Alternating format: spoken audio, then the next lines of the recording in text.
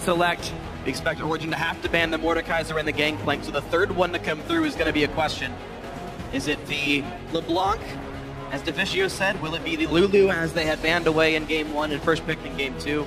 Could even be Elise, now that Flashers have revealed that they actually played a champion. Although Karsa, he found one opening, but then didn't really return. It didn't really look impressive on that champion at all. Yeah, Flashers actually saying, nope, we're done. This experiment. Yeah, I literally think that was it. I think they were scared of Amazing Elise, and that was the main contributing factor to them trying to pick it away. And they kind of proved to themselves that Karsa is not as good on that champion as he is on something like Rek'Sai. So, Gragas, the hover, though, it's weird that they are going to first pick this Rek'Sai since Amazing is happy to play that champion. But this looks like the exact same champion select as Game 1. In fact, I think even the bans are the same. We'll see if Amazing is going to go for the Gragas to the Lee Sin or something else entirely. Where do they go for the Lee Sin here or the Gragas? Still, they have to be worried about the amount of peel that Sword Art and Karsa can produce. Because again, Jinx is open, Black Shield on Morgana if Sword Art goes for it. Later in these fights, we have a lot of these what we call blockers. If Flash Wolves do snowball their lead a little bit better, they can actually come into a very compromised position on the side of Origen right here. Because let's not forget, Origen, they did get that pentakill on that Baron, but that could have played out a lot differently if Flash Wolves just played a little more respect to the speed with which Baron was taken by Origen. Yeah, I do have to say though, like, the burden of adapting should fall on Flash Wolves here. Game 1 was so close though, and Flash Wolves may feel like they kind of threw it away. We could see exactly the same team compositions. And it wouldn't be all that bad for Flash Wolves, because remember, they had a winning bot lane in which they misplayed twice. They had a winning top lane that they couldn't snowball the advantage of because everybody else on the map was going down.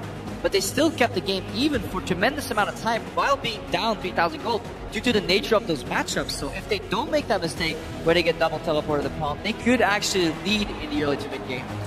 I think Flash was maybe sitting in for their poke competition if they ran something similar against the Coup Tigers here. Normally they would have picked Jinx on this spot right there. They've shown the Morgana already. Yeah. NL's favorite champion, Varus, is available here. There's a chance they go for this different style. Down 0-2, maybe you change things up. Yeah, especially with the pick order changing, it would signal that that would be the case for Flash Wolves. So they're at least considering based on the rest of the picks coming through. And honestly, Neil's picking Jinx here is very much like Karsa picking Elise in the last game. It's more of a denial pick than picking towards their strengths. However, Jinx is very good with Darius as far as chaining resets together and getting snowball fights. And in terms of how they can round out the composition, Jinx Tahm Kench is a fantastic synergetic lane overall. You have double front line here with Darius and Gragas that can peel. If they get through Tahm Kench, Darius, and Gragas, then Tahm Kench can simply just eat the Jinx anyways. And if you look at the combos they can do, you know, these stacks into stun, into traps, with Zap, there's so much outplay potential right here. And we've seen Mithy and Niels outperform Sword Art and NL, at least in the laning phase. But is this enough engage if Flash Wolf does go for a poke team? Nope, probably not. Unless we see the Abyssal Voyage flank putting Darius in back and say, hey, yeah, I'm here. But really, it's the Gragas as the sole initiator against the Black Shield team. Yeah, as far as immediate initiation goes. So that's not the most. There's the Victor. Works both ways. And Caitlyn! out goes Caitlyn! That's 70 unique champions here at Worlds. We were talking about Caitlyn before this match, but that was actually very fond of this champion for a different team matchup. But Freak, what are you fond about for Caitlyn here? Caitlyn is a great AD carry, honestly. I think she just like fell under the radar for far too long, and just the fact that she is super consistent in lane.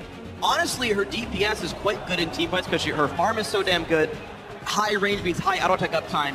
She will be a damage source. And this bot lane actually drastically outranges Tahm Kench and Jinx altogether, so they never even get into the position where this chain combo of, you know, eating somebody, putting him in the traps can even happen, because even if you close a gap on the Caitlyn, she just 90 calibers, that's out.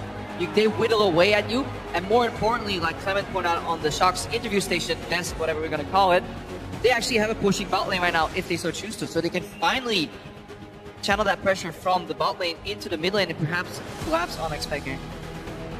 I also feel like if he locks in this Orianna pick, last picking an Orianna I think gives very low amounts of value. It's typically a mid laner you can pick early in the draft and get your counter pick elsewhere, but because Origen power picked Darius early and then saw the Victor, like, there's not many surprises Origen pulled in this draft phase. I mean, Origen, their composition, it's so clear what they want to do. They just want a long fight in which they just has so much zone from their front line, and an Oriana ball in which Niels is the primary carry. He is just going to go untouched in this fight. The Flash Wolves, while we talk about Origen's engage being low, Flash Wolves don't have any hard engage either. Nor is generally a secondary engage where he collapses on an already rooted target, so we need to see binding land, knock up from Karsa, then stay going in, but Niels can definitely kite his way out of that. Worst case, Devour. Yeah, and something we saw last game was Origen winning the lanes very substantially with beneficial matchups. This time, Flash Wolves has picked much better towards lanes. Yeah, all Caitlyn, good. Great laner. Gnar, counter matchup to the Darius, and Victor versus Oriana is a wave clear matchup, but Victor clears it faster. So every single situation for Flash Wolves is an advantage lane. So we should see a lane swap. That's what you'd expect. Yeah. Well, we'll see if the lane swap does come through. You can see Stake on your screen there. His second Gnar game of this best of. In fact, his exact matchup was the best laning phase he's ever had at the World Championship so far, going equal to Soaz. We'll see if that trend continues. You guys know what time it is. Vote for who you think's going to win this one. Hashtag OG win for the red side. Hashtag FW win for the Flash Wolves here. These guys are down 0-2 after making the top 8 here at the World Championship. The Flash Wolves, to stay alive, they must win this game. The one risk you run with playing pushing lanes is that you're very prone to getting teleported from behind. And again, Origen right here running double teleport, whereas Maple again with that goes Victor. And a lot of people tweet at me, he's like, you're wrong. The Abyssal build is very common. So apparently, as we played more, Abyssal is just common for mid laners who don't want to die in a heads-up matchup. I think pretty much every champion can buy that one as like a first major purchase. I mean, yeah, the Abyssal build is very common in the sense of like, Victors do it sometimes. There are so many variations to the Victor build, whether you're Sorcerer Shoes, cooldown boots, Morellonomicon early, rush to death cap, rush your upgrade on the Hex Core. Just many options. So I got your back covered. something we really need to track, Textbook, is the icon synergy. We haven't really seen the Penta icon come out either of these teams. True. That's just bad discipline. Yeah. You need I mean, you need a BM at the end. That's how you break their mental. Beating them twice in the best of 5 in close games is enough to break their mental. The icons Spamming that are 5 over the edge. icons. Yeah. Then they actually just leave the venue and they, you know what, 2 games is enough.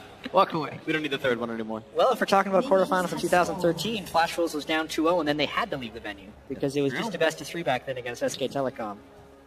Now they get a chance to turn it around. Alrighty. Well, you heard Clement say they did that recently against Taipei Assassins and IEM not too long ago.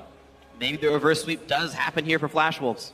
Alright, we have the makings of a lane swap right here. Mitty and Niels, they went to the top side. They're going to do their Krugs. Karsa take double jungling right here. Complete mirror lane swap. Initially, Caitlyn and Morgana are just very good at taking towers, but they're actually not that great at taking towers in a lane swap because Jinx actually does it better. Yeah. Because in a normal laning siege situation, Flash Wolves would have gotten a lot more out of those picks. So a lot of their advantages have been nullified by this lane swap.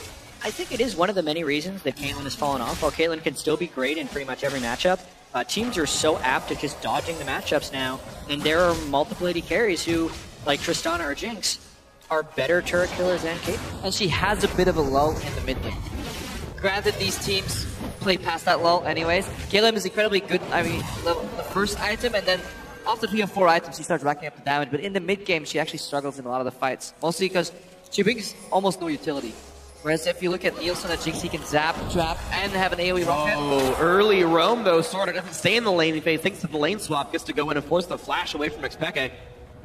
Yeah, I like that roam in this lane swap because no one's really threatening a dive. A lot of the times, you're trading that mid lane pressure for a better or worse prep dive or protection, but both these teams are very clearly on the same page of double jungle, and it's a very low investment actually to get that flash out of Peke. The question will be this time whether or not they can actually punish it, because they got the flash out very early for Peke last game, and he was fine.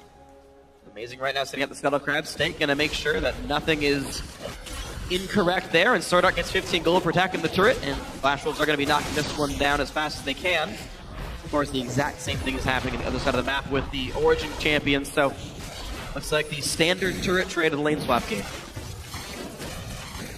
Pretty standard trade here. Wave will eventually get bounced to the top laner. So is it's a little low though. So sometimes you've seen top laners just soak up his lane immediately. It looks like he'll bounce it and then base it anyways. If he gets matched in the lane, he'll just get zoned off the wave. Yeah. Now the real choice will be who they leave for the turret gold. Probably shared on Niels, because if you do it this quickly, he needs the share for the pickaxe. But he's actually... Yeah, he'll have enough. He'll have enough. Yep. Stake. This will be tenuous. I believe it will freeze because that 1 minion standing is actually the right way to do it. It builds the wave up so that reinforcements come from that side of the wave. So both these teams doing that play. Amazing comes into the mid lane to help Peke push the wave as Peke was He needs the help to make sure his first recall goes down all right. He's like right on Chalice money right now. Yeah, NL didn't get that privilege from getting either enough CS or sharing the turret gold. He's down gold there, so he couldn't get his pickaxe early. Picked up an early avarice right here. Interestingly enough, it's something NL did in Game 1 as well. He picked up a very early Avarice. That was a game where Niels was BF sword up until he obviously picked it up because he died in Game 1. We see this a lot from the Korean players too. They just really like that early avarice and they feel they can play in a pickaxe disadvantage, at least to wrap up more gold and get a more beneficial build. It also speeds up your third item. Jinxes generally don't want to go side of shift if you can afford to go Phantom Dancer because it just brings you so much damage in teamfights. Whereas Caitlyn with the Siege Wave Clear type of style actually likes to shift because it speeds up your third item, makes you more relevant once you get the Lost Whisper. And thinking from a gold perspective, Avarice Blade giving you 2 CS every 10, or 2 gold every time you get an extra CS. Every 10 CS is like 11 CS from a total gold perspective. He's pushed up real far. The mid lane. Can Maple outplay? Pops goes early. Peke doesn't have mana. He actually didn't go for the TP play to get items and mana in, so chunked out low. Now he probably will leave the lane. Maple trades Ghost for not much. Maple's been playing really well. That was just another example of having a lot of experience with Flash and Ghost. That's why he's not bringing Teleport. Victor with the Ghost gains a lot of advantages right there, the least of which being able to completely outrun a gank if it comes from that type of play. Look at the kind of plays made here, though. Flash will dedicate all members to the top lane to knock a turret down, whereas Origen had went for the mid lane gank, and now Soaz not in a good spot. He's only level 3. The knockups come through. He has Flash. He'll use it if he needs to. Gets the heal enough and pulls into the turret. Oh! Gets his first blood! And now Sword Art flashes with the brush to trade one back. Bottom turret did go down, so that will be a trade of structures. That was a really big outplay by Soaz right there. You're thinking, why would he not just burn the Flash? It's a typical Soaz greed play. So many times, but this time it worked. So many times we'll see him in a lane swap with poor vision because Origen actually doesn't place that many wards in the first 15 minutes, and he'll just kind of like walk up farther than he should because he really, really wants the CS, and then he'll die. But this time, he's doing exactly the same play, and Flash was like, yeah, we got him. But because he's greedy with his Flash, because he gets caught so often, he's actually gotten really proficient at turning it around, you know, using it in his favor, because good play there by Sword Art, exhausting, just enough to potentially force Soaz's Flash, but Soaz doesn't want to use it, and then he baits them in. They just forgot about the heal, and then he pulls in Karsa there, so fantastic outplay by Soaz. I think I forgot about a lot of things. Forgot about the heal, forgot about the apprehend, forgot about the turret. See if Flash Wills forgot about Drake. No one forgets about Drake. Eminem has made sure that's never going to be the case. Stake, though, forgot about Mithy, and this couldn't be any worse for the Flash Wolves. Origen get the second kill. Already down 2-0 in this series, and when the top laners do their trade back and Stake is trying to pick up experience, he falls. Luckily, he still does have his teleport, so when the wave does hit his turret, he'll be able to catch up, and now Soaz without Flash has to be able to defend himself as well. That's a 4-man dive, teleport as well. Oh my gosh, here comes the team. Soaz, easy knockup, Sword Art pulls aggro. Where's Tom though? Keep What it up, this? and now there's the pullback. It is either for now, Stake on the backside. Soaz pushed pretty far, apprehends in, and here comes Gragas. Soaz still losing health, does not get the heal, and Karsa gets the kill. Now Mithy has to pop the shield, but exactly how far away can he really get? Couple more autos to do it, the Flash keeps him alive. NL has ulti, but not the mana to cast it, actually. And again, this is the greed we're talking about. You were safe. Just walk away, Soaz. Enter the base. Just walk away. Yeah, he was trying to turn that around for more kills. Mithy did save him from that turret, but one thing that happens here is the big minion wave that Snake was going to absorb on his second tier turret, he then goes for a play, doesn't pick up much for himself, still 0-1-1, and it's going to be a second turret trade, but importantly for Niels, huge gold income. And remember what we talked about in Champs League. This entire composition is centered around Niels being the prime carry. Not only is he getting solo XP, he's getting solo gold in his turrets, he's getting comfortable position. Origen will now have to back out because they keep overextending on the weak side of the map. They want too much. Origen getting punished for the greed here. Blue buff goes over to NL, and now Amazing has to be a bit careful. His Flash is already down. The body slam is back up. Nice dodge by Mithy. We sit at a basically... Niels is playing PvE this game. Yeah, I don't think you've seen a single champion and lost like 5 minutes of the game. I mean, sometimes you, as an AD carry, you look at your teammates and you hover around. You don't just lock camera killing CS. Now he's pulling blue buff for Peke. Good guy Niels. Should have taken that. He deserved it. Did all the work. Screw you, mid laners. The only last hit. It's like they feel so good about themselves. AD carries do more than this. Will we see some Abyssal Dunkage though once SOAS hits level 6? Once the Tam Kench ultimate is available from Mithy, drop the Darius in the backline, dog some people, get some resets, double resets as well in these fights. So if one kill goes down, things can get bloody here. I feel like that's going to be super dangerous to do against Maple, who's going with a different Vector build this time. Looks like he's going the Morellonomicon route. Yeah. Well, here we go. 300 gold difference. Mithy and Amazing trying to set up for the Dragon. Stake is top lane without teleport. He cannot join this battle. There's going to be no one defending this. Yeah, you can see the difference in this Darius Star matchup too. Stake stuck on another welfare build here. Shadowing his mineral correction, 2 rubies, couple Dorans, but it's not that Frozen Mallet that we're used to seeing coming early in this game to really swing this 6-11 part of the matchup here. And it's really important to note that even though Origen is up 2-0 in this series, both of those games were incredibly competitive, with Flash Wolves holding a gold advantage at some point very, very late into the game, and it just turned around on Origen having better late game shot calling and a few really big swingy moments in those games. So Flash Wolves very capable of still winning these games in this matchup, and this early game is, despite a couple 2 kills on each side, still a pretty low bloodiness game, as we are expecting from these teams. Well, yeah, you can't get blood from a stone, so these turret kills not counting for that score. Yes. Very Nice pun. factual statement. Yeah. Not factual. But you see the difference here in approach too. SOAS pulling in Stake here, hang on. Ooh, good flash to follow. This is a bit greedy. I guess it trades flashes, though. Stake brings a ward. Maple brings a ward to the mid lane, but this is, we see very few side wards placed here by Origen. Very often it's just the trinkets at this point in the game. That's when they, even when they play a very stretch style, 1-3-1 split push all the time, they do have a tendency to get caught. Flash Wolves farm a little safer, so they get less CS, but they're less prone to getting caught out, so this could repeat itself, and the gold right now is even. At the 15-minute mark, Origen has the fewest site wards placed of teams at Worlds at only 14, but the most yellow trinkets placed. So they're kind of trying to make up for it. You can see very late sweeper changes, especially from Amazing. And Amazing is also, as you mentioned in a previous game, the second slowest user to Sightstone. So it is a bit of a perpetuating problem, since Origen wants to put so much pressure on these side lanes early on in the game, but really just don't have the ward coverage to do so, which makes them vulnerable to counterattacks. The question is whether or not Flash Wolves can actually counterattack them without vision. Yeah, whether they have done their research preparing this, because very often when you see teams split push, you assume at least a basis of wards. You think there's no way these guys are split pushing blind. They do have 2 wards, at least in this split push. The question is how long will they be able to stay up, and how adequately can they apply pressure? It's interesting watching this bottom lane match because NL spent 1,000 gold on Berserker's Greaves, whereas Niels was a bit up in gold. You mentioned the solo farm. Got the full BF sword here. So the movement speed disparity actually allows NL to pick fights a lot better, and you actually saw Niels getting chunked out by a couple of headshots. Helps with the passive too overall. Yeah. So watching how those fights can go, Niels has to be pretty afraid. Sword Art does have Moby boots, looking for the play. Especially Niels is in trouble. Whenever Mithy leaves the lane, NL can just use his ultimate to poke. Because of the low amount of lifesteal that Niels has right now, only Doran's probably not running any runes. He's just not going to be able to regen up overall, so just getting that poke out from NL kind of nullifies one side of the split push. Then you have, again, that winning matchup, Nara to Darius, kind of delayed right now due to the lane swap on both sides, but it's still winning in terms of poke. That's nullified. So then you go to the mid lane, Wave Clear versus Wave Clear. Suddenly we have a slow game where not much is happening. Definitely not a lot happening. 200 gold difference. Flash Wolves are actually the team with more gold.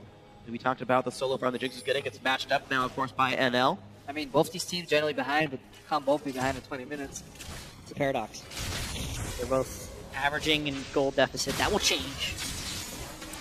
Like ships passing in the night, a pair of docks. Nice one. Thanks.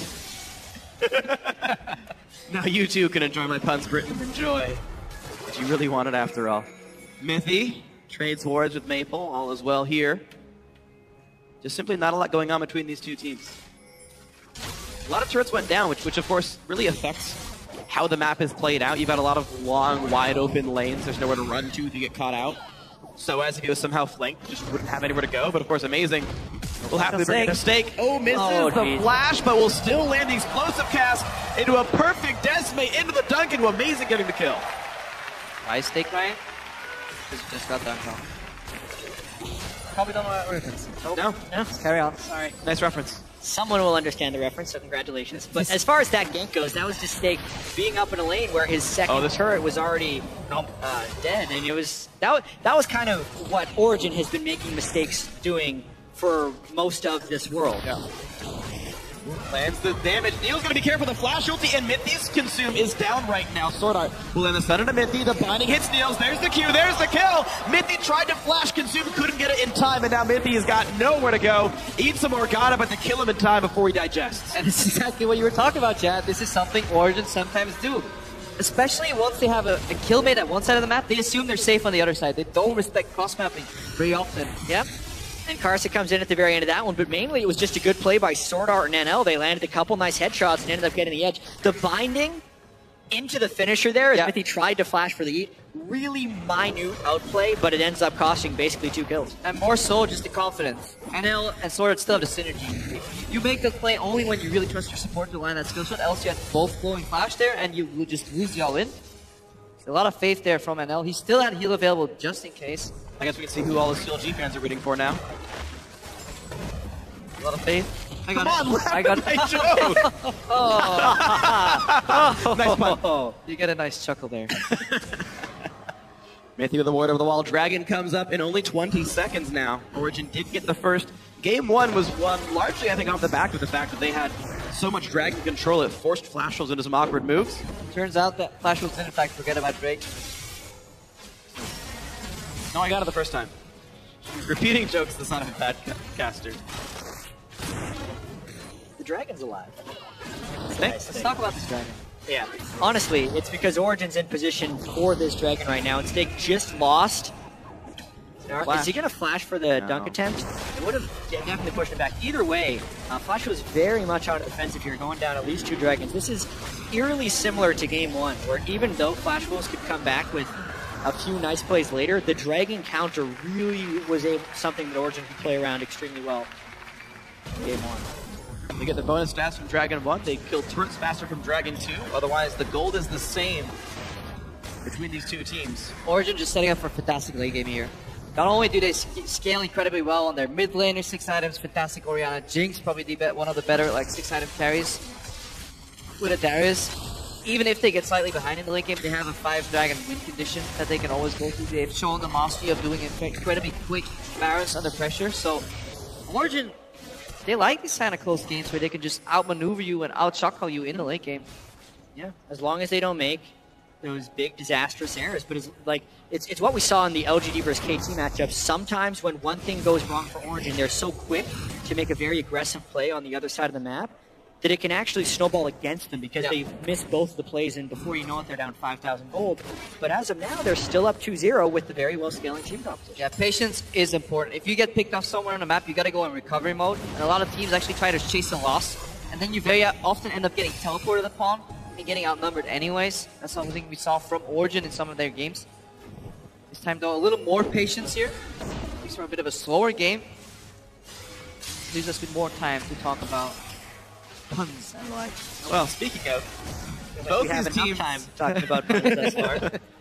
Both these teams are cosplaying cosmetic surgeons in Los Angeles. A lot of patience. Nice path. Stay going in. Talk about something else. Ooh, apprehend misses.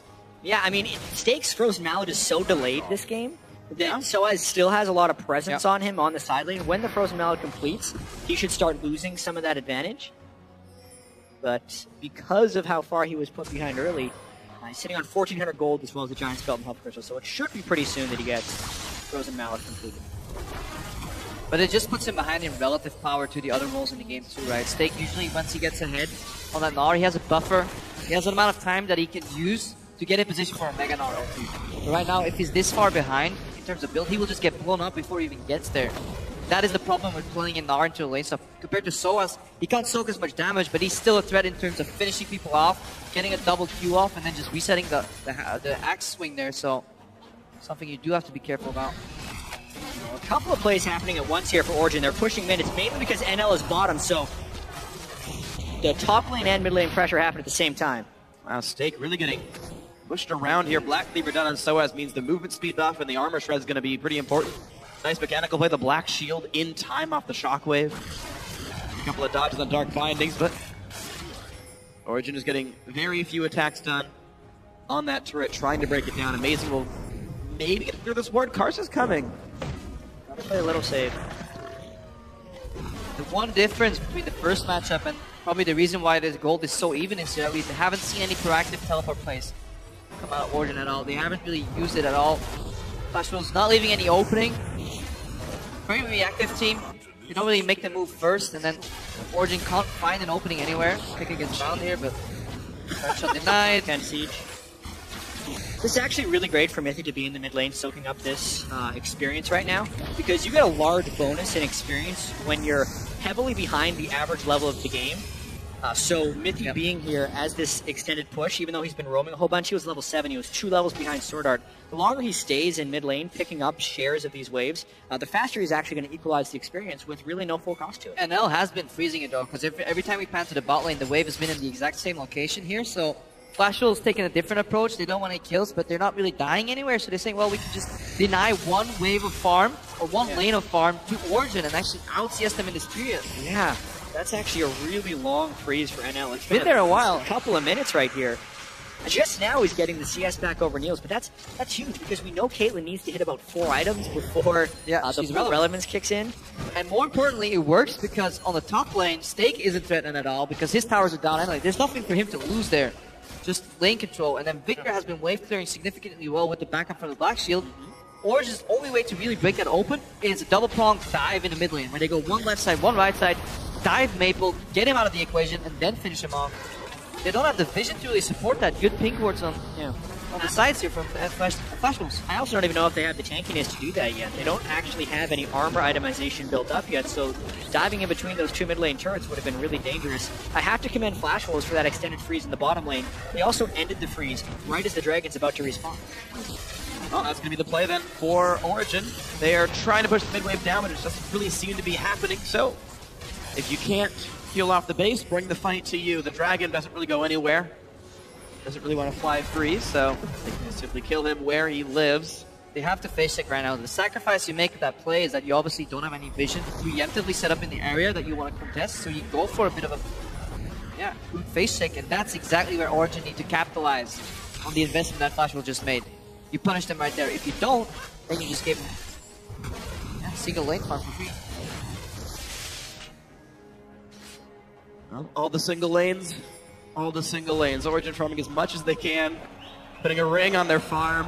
That was better. Thanks. How do you put a ring on a farm? Slight improvement. It's called a fence, so the cows can't leave. Okay. Yeah. Jeez, Crippo.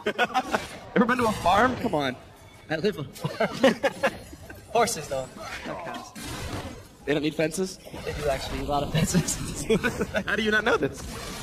Meanwhile, the Dragon is alive, and maybe not for too much longer, though. Origen, though, losing a bit of control, and actually they're now down over 1,000 gold.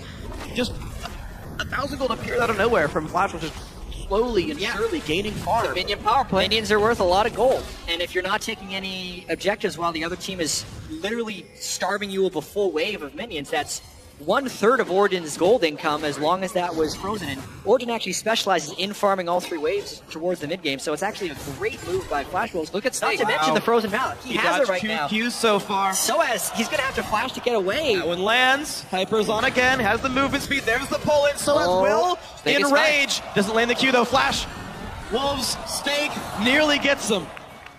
Great play there by Stake. It was actually, the moment he realized he wasn't getting ganked, but Soas was there alone, he guided him into the minion waves, let the minions help him, and just really good spacing. You want to stay out of apprehend, but in all attack range consistently. The one hop was slightly too far from Stake, but other than that, almost immaculate Gnar play here. Yeah, the only improvement I feel like from Flash Wolves is they should have been doing the Dragon while that Gnar play was happening. Snake was only going to draw pressure up towards that top lane, and was a perfect window for Flash Wolves to actually secure the Dragon, even if Origen decided to counter. NL! Oh, Goodbye. he's got him! He's dead! He's dead! He's dead! There we go! NL gets the headshot, gets the kill! And they can force Origen to rotate mid, then move into the Dragon area safely. NL going for the duel here. Well, no ulti means Neil's gonna feel a little bit more safe. The Q will not land, so it's gonna be okay. NL getting some turret shots in, though. This wave is not cleared all that fast. Amazing force back, and Peke's still dead for 20 seconds. Such a nice fog play there by NL, standing right around the corner, and the long range of Caitlyn means Peke would have basically had to flash right away if he's anticipating the crits from NL. Obviously, you get a little bit lucky rolling those crits at this stage in the game. Surprised that they actually haven't gone straight for the Dragon. They're trying to get even more power out of this play.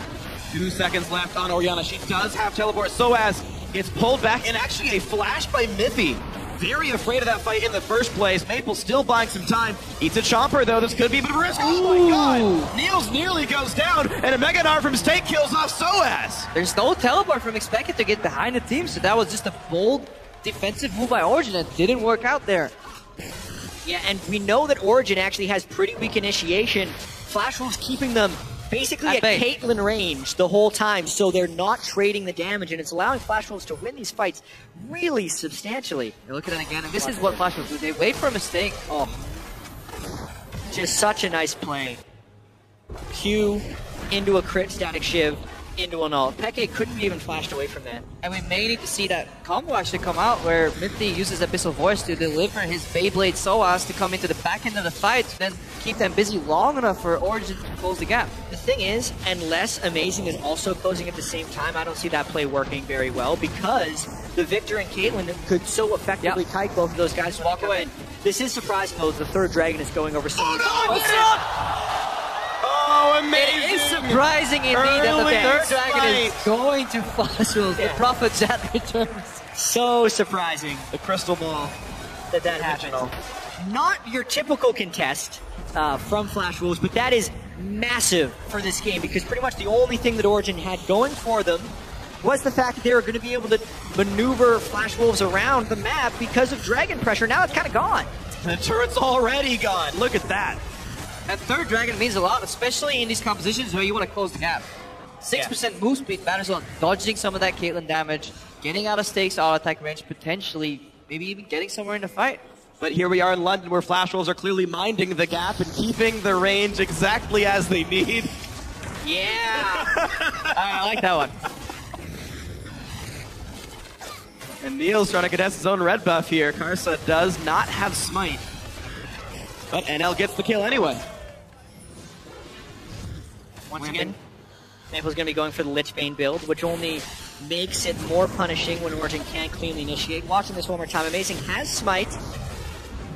I mean, why? He blows up the barrel early. It Smites early. Yeah. Oh, meanwhile, Pekka looks for the play. Rocket lands. Has to get eaten up by Minty to keep him alive. NL had to run away. Easy stop on this one. I think that was a misclick from Karsa going into that portal. Happens sometimes. And Soaz in the bot lane, no I'm not completely sure what happened at the very start of that play, but the NL's flash was burned during that. He's becoming a pretty big threat. He's hit 3 of his major items. And somehow NL ended up in melee range of Expected, who was self-casting the ultimate. Without using flash. Without using flash. So something happened. It wasn't a Gragas ultimate that sent him back in either. Truly outrageous. Whoa. Alright, pops the shield. He should be okay with this one. Soaz who finds Maple on the side. Decimate ring hits as well. This is not a great sign for anyone as the health bars are dropping quickly. Stake finds a lot of time with a couple of stuns, but Soaz walks away. Maple runs for his life with a pull back in. Stake, he might be for dinner. No, walks away. Maple just walks right out of that one. He gets to the inner ring of the Decimate from Darius, gets the move speed from his Q, and then just wanders away. He was dead to rights with that face check on Soaz, but miraculously escaped. Yeah, really solid gravity field. Just fucked right before they had just the last bits of damage to take him down, and he walks out. Yeah, Abyssal Void. That's how you get into melee range of Peke. Nicely done. That's the Abyssal Void we may end up seeing from Origen. It could have been a Darius, but the Peke honestly worked decently well in that situation. quick reaction though. You saw Karsa immediately teleport to one of those Rek'Sai tunnels on the mid lane. Everyone roamed down as fast as they could. Both these teams pretty quick on the draw. Yeah, if there's any lane that you're going to try and attack Flash Wolves in, mid lane is probably the more least favorable to do it because they're just so mid lane centric in their approach. True. Well, we'll see what happens as Flash Wolves are trying to branch out towards this Baron area. They've already got a pink ward inside the Baron pit. They're trying to control top jungle as well. Look at the timing on this siege. Look at bot lane right now. Origen is pinging already. They know that's a massive bot wave. So Origen might actually do what they call a bit of a panic engage here to force a fight and then be able to go back and clean it out. Because if Flash Wolves play patiently here, they can force a really big siege and just wait for that bot lane to hit. But very often the teams make the mistake of overextending here. Origen going in. That was the panic engage, but it didn't land. And now Soaz would almost have to recall right now and then threaten with the teleport. If they tried to use Abyssal Voyage, but ended up canceling it right there. But that's exactly what they're looking for because they're under so much pressure. And look at NL, split pushing in the mid lane right now. They're not committing on the top lane siege until that wave is hitting in the bottom. Peke's got nowhere to go. He does have flash, gets into the belly. Mickey's trying to run him out, but here comes Megador. Pulls 3 of them back in, and they've already killed off the catfish. There's a second one as well.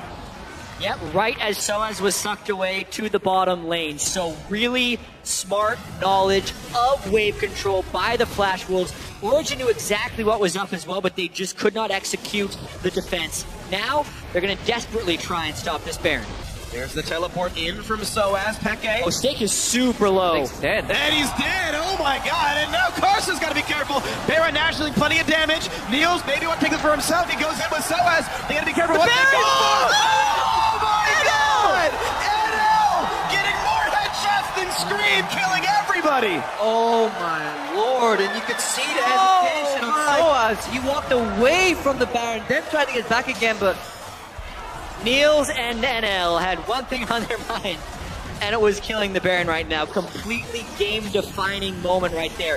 Origen had a desperation Baron in game 1. This wasn't a desperation Baron, it was just a smart Baron by Flash Wolves, but chaos ensued, and Flash Wolves get a little lucky at Baron. Now they push into the base. And amidst a storm of chaos, the Victor pushing into the mid lane. They're going to knock an inhibitor down at the very least and walk away. But they forced that play with some fantastic textbook split push. Set up a 6-man way, like a 6-player worth of minions in the bot lane, slow pushing. Before you really commit to the top lane tower, we'll get to that later. Let's watch that fight again. Look exactly how Soaz is kind of confused at what's going on.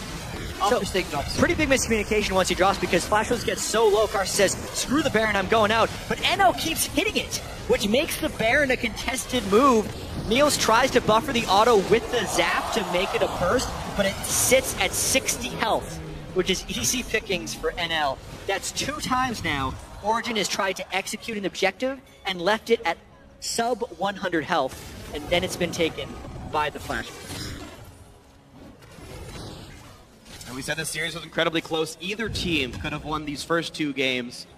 Now we're seeing maybe the shoe on the other foot here. Flash Wolves with a sizable advantage. An inhibitor down, a Baron buff, and now Dragon number 2. Base isn't open yet, and if Flash Wolves commit to a 5-man siege, we could still see Abyssal Voyage be used here offensively to just get somebody behind. 1 minute left on Baron. But they can just storm the front right now. Yeah. Caitlyn is approaching maximum velocity. 3 items done already, 4th one coming in. Yeah, the damage out of NL right now, and honestly the damage out of Maple. With the Lich Bane fully upgraded Hex Core and a needlessly large Rod already completed. Not to mention the 40% CDR build that comes out of Maple, so it's very easy for him to kite, and it's very easy for him to consistently proc his Lich Bane on the backside. And I really like what Flash Wolves doing with Karsa right now. Going towards Titanic Hydra on Rek'Sai, being a split push threat. Again, it's a global champion, can jump to the tunnels. I really, really, really like this. They're using what Origen is somewhat known for and using it against them. Origen had a heavy teamfight composition, actually weak at split pushing, and they're just split pushing against it. They're tearing them apart. Because that top lane tower, tier 2, it's gonna fall, and if Soaz commits, Maple can push in the mid lane, and they can threaten the flank on the tier 3 here in the bot lane, because it's really hard for Tekken to clear that. And you can see top lane going down, Karsa tearing Origen apart like they're Tommy Wiseau. Turret number 7 goes down. I think Flash Wolves, they're okay with this. They're just gathering gold, and they're just gonna keep up the pressure in the deep vision, and then default back to that dragon. Pick up their third one? Yeah, third one of the game. Currently sitting on 2 because of this deal. So the Dragon Snowball is not a very good win condition for Flash Wolves right now because it stretches the game really, really late and then makes the variation if they get caught in an Oriana Shockwave like really high, considering they're at an 8,000 gold advantage right now. I think the main thing Flash Wolves are going to try and do is just prep the waves and play the split push really well. They have the team composition to do so, and they've already done it a few times properly this game. Yeah, generally the only 2 times you get punished when split pushing is in the initial setup. If you're not in a position to cross map while you're still setting up some of these side waves, that's when an Origen can go aggressive. And at the very end, when you're actually sieging and you just overstep your bounds, you just gotta still play with respect. If you can get that 1-3-1 done with all lanes pushing, it's so incredibly hard to fight against it because every counter move by Origen is incredibly telegraphed. If they randomly go show 5 people, well, they will engage on you or else they'll lose half of their base. And I'll also completed Bloodthirster, which is kind of the point of maximum power here for Caitlyn. One thing about Caitlyn as well is the 5th item can also be extremely offensive because she keeps so much range on the opponent. It's one of the big reasons late game Caitlyn can be that effective. Exactly why I like her so much. You can also do the Last Whisper Inferno, which is a bit greedy because it's risky, but it's much more damage than BT for the gold. That's exactly what NL did this game. She's ahead of the curve in the game and she has a small gold lead. She's good. The problem with her very often is if she falls behind and still has to go into that third last switch, potentially start struggling. But Flash Wolves did a fantastic job controlling that mid game, and that freeze, it paid off way back in around 20 minutes. Being able to freeze the bottom lane for several minutes and not lose a single objective during, aside from all the other things that have happened, was kind of the defining strategic moment in this game. Here we go. Look at the damage. Split from his team, chunking this turret down with the Dragon 2 buff, but he's got to be a bit careful. Black Shield gets broken. Amazing will not look with explosive cast. Look at how much faith he has in Sword Art. He just stands there and he knows he's going to get a Black Shield anyways. Worst case has Flash after it gets broken. And takes that tower down on one single push. Amazing could have guaranteed the kill though by either flashing or explosive cast. Like flashing far enough behind that you couldn't flash that barrel away. Doesn't go for the play though, and NL stays safe because Black Shield got broken. Yeah. Goes over the wall. Now he throws him. Whoa. NL just keeping so much distance. Stake working on the other side as well. They're desperation. Finds a bit of an engage. Amazing at a half HP. Pulled right back over the wall by Mithy. And when you see, when you're Flash Wolves right now, you're loving this because they're playing exactly into your hand. They're panic engaging because they know their inevitable doom will be upon them once this 1-3-1 is in phase 3 of the execution. When you start whacking away at these inhibitors. Look at this fight. Oh! Whoa! 2 crits! Oh, that's the... Gets a little bit over aggressive, but it should be fine as they teleport in with a Mega Nard. Not a chance at all. Inhibitor goes down. That's inhib number 2. Mithy forced to flash away the dark binding into the gravity well. They're going to retake the middle inhibitor. Flash Wolves are so incredibly far ahead. I just really love watching this style. Somebody take inhibitor, just systematic destruction with no counterplay possible if you execute it right. Unless you start face checking here like Stakes, you have to flash over. You will. What? Rocket comes out. Whoop. Body block by Sword Art. Good play there by the Morgana. Binding hits amazing. Will land a slowing barrel. His ulti is down anyway. Missile Voyage. Right onto a trap. Nice play by NL to set that one up. Yeah, obviously aside from that misplay by Stake there where he's not punished, taking 2 inhibitors down, like, it's such a classic move. And both these teams are very experienced. Flash Wolves was in the quarterfinals, 4 out of 5 of their members as the Gamania Bears.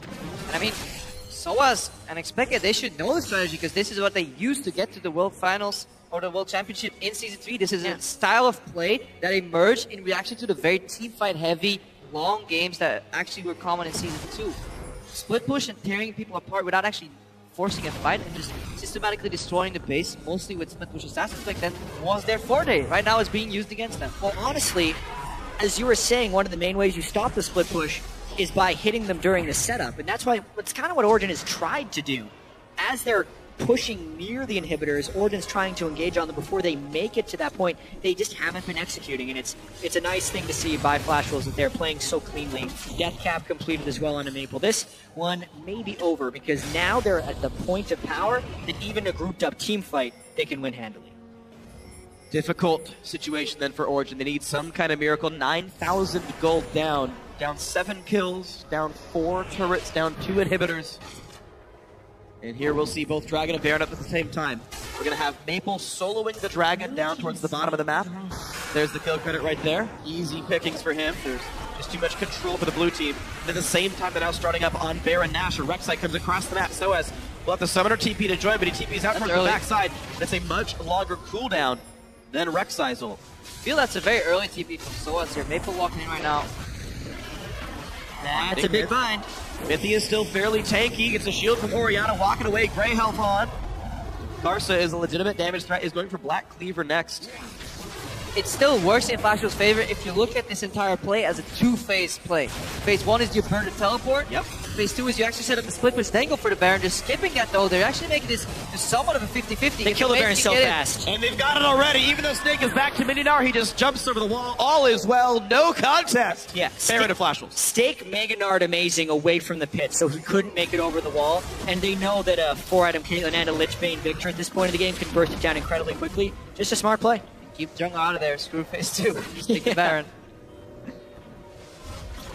Only good things ahead then for Flashwells. 10,000 gold up, 2 inhibs down on a Baron. It's almost a formality now.